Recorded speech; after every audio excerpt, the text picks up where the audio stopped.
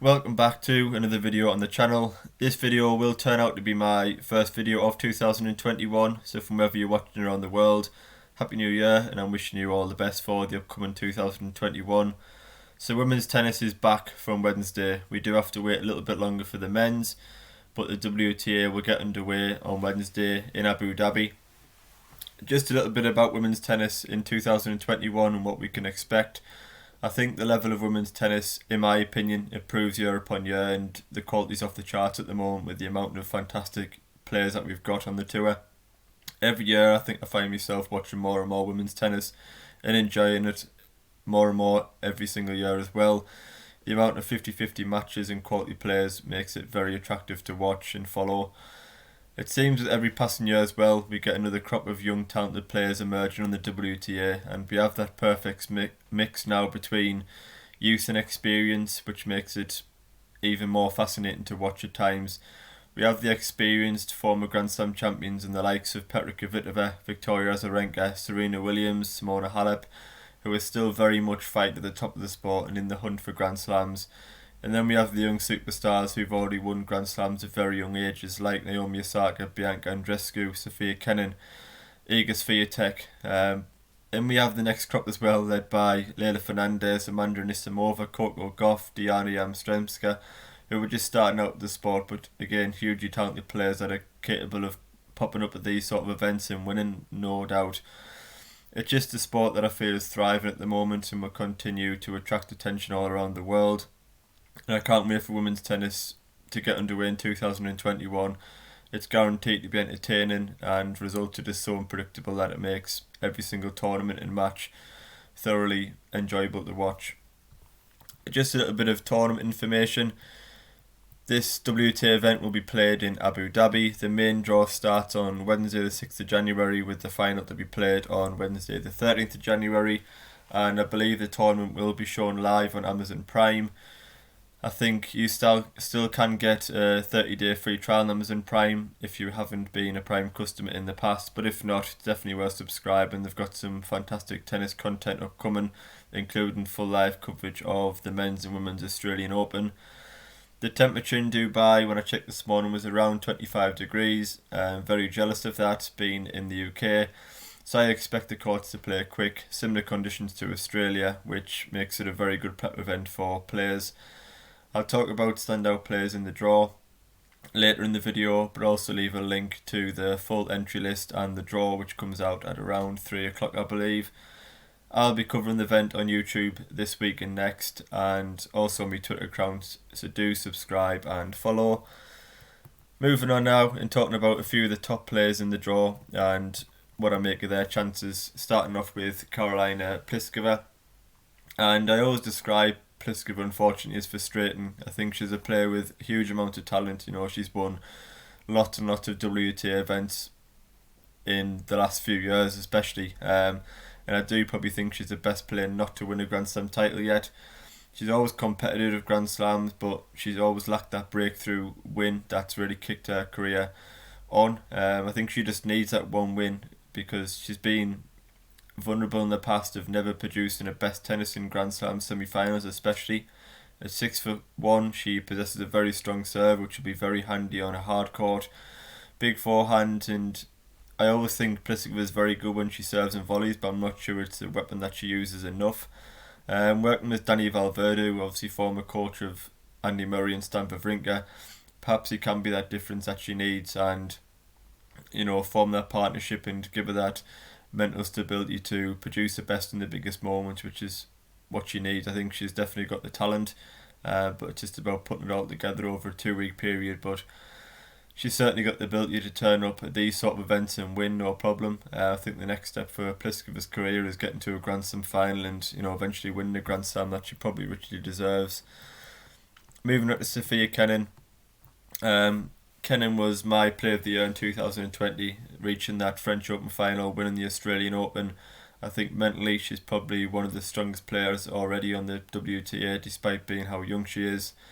She's a player that really thrives in pressure situations. She wasn't fazed at all by facing the Melbourne crowd or Ashley Barty last year in that semi-final at the Australian Open, winning 7-6, 7-5 and producing tennis from the gods at the biggest moments, which decided the match ultimately.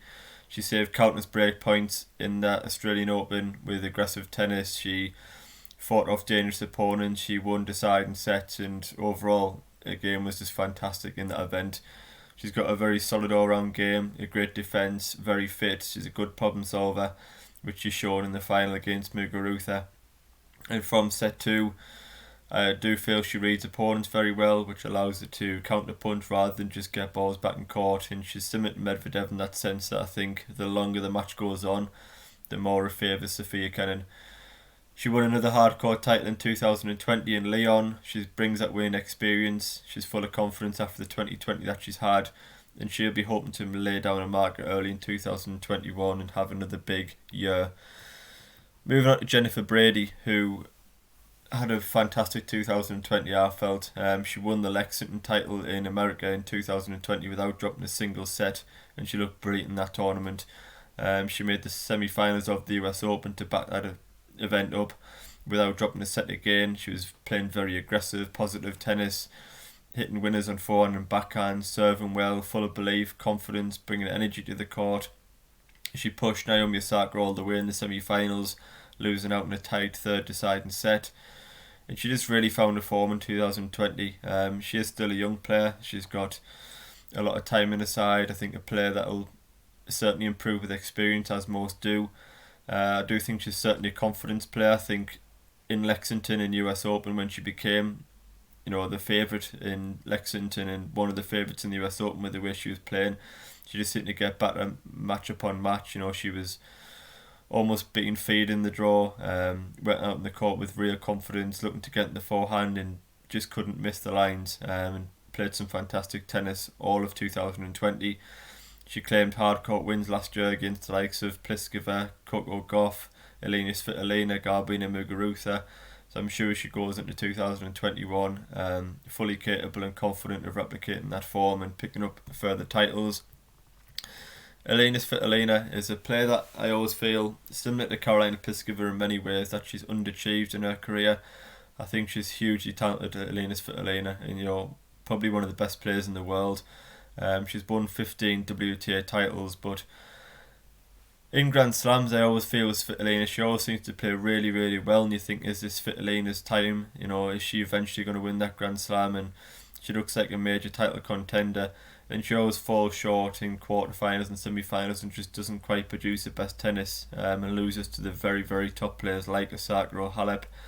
In 2019, I think it was probably the best year of Svitolina's career.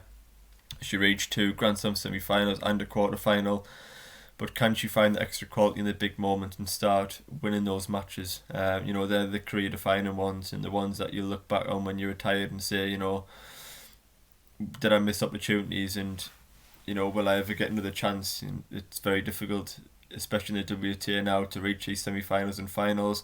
I think Svitolina, a 26-year-old, is probably approaching her peak years. I think she's very interesting to keep. You've got to keep an eye on 2021 and see how she goes. She has won the Dubai Championships twice, similar conditions obviously this week, which will give her confidence and an opportunity to start 2021 with some big wins and potentially a title. Moving on to the Spaniard Garbine Muguruza, who certainly bounced back to some form in 2020 after, I think it's fair to say, a couple of poor years for her career. She played brilliant aggressive tennis at the Australian Open. Didn't really perform at the US Open or French Open, which was a little bit disappointing. She is still a little bit unreliable when you look at her overall record over the past 3 years. But at 6 foot, she's obviously got that very strong serve. She dominates from the middle of the court, making great angles on the forehand, hitting lots of winners. I think the key to probably beating Garbine Muguruza is keeping her on the run, keeping her out wide. If you allow her in that centre of the court and get on short balls, then you're asking for trouble. She's a player that's devastating at times and just blows opponents away. And the final player I'm going to look at in detail is Aryna Sabalenka, a player arriving into 2020 after arriving into 2021 after a very good 2020. She won 3 hardcore titles last year, and at just 22-year-old, she's a player with huge ability that's improving all the time, in my opinion. Yes, she does still make too many unforced errors at times, And yes, she is still a little bit over aggressive, but with that she's very entertaining and hits winners for fun at times. With experience and age, I do think she will mature and rein herself in at times rather than overhitting the ball, which she is certainly guilty of times, and sure she should admit that herself. But she's a hugely exciting talent that seems to be improving all the time. These conditions will certainly suit the Belarusian. She'll be looking to join that crop of young players that have already won a Grand Slam this year, I'm sure, and I certainly wouldn't write off Sabalenka from doing that. Other notable players in the draw to watch out for are Coco Gauff, Elise Mertens, Onjabeur, Donna Vekic, and many, many more. We know how many talented players there is in the WTA at the moment. They're all fantastic to watch, so just tune in and enjoy a week of great tennis. But finally, to make a prediction, an event full of quality matches, I think, from start to finish. We've come to expect that now at WTA events.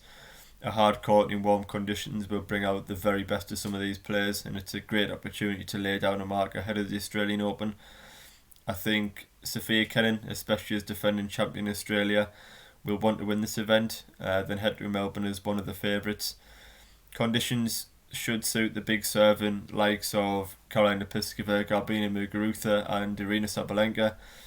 As I touched on at the beginning, these events really are wide open, but I am going to side with Elina Svitolina to win in Abu Dhabi.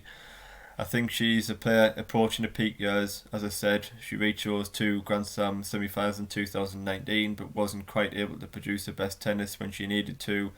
Last year she won 2 titles, and I think it's a very important 2 or 3 years coming up now for Elina Svitolina's career. You know, a 26-year-old. She's approaching her peak. She's got experience on her side now. She's won plenty of WTA events. She's certainly got the talent. She just needs to produce and get that big win, I think. Can she reach a Grand Slam final and, you know, win that final to really kickstart her in Grand Slams? She's won the Dubai Championships twice, so she knows she performs well in these conditions, which I think is big for Svitolina. I think she'll want to start 2021 positively with a title and go into Melbourne in flying form. As a conclusion, I will be posting videos throughout the event into Abu Dhabi while also covering the tournament on my Twitter, so do subscribe and follow, it is much appreciated. Otherwise, thanks for watching, comment your tournament predictions below and I will see you on the next video.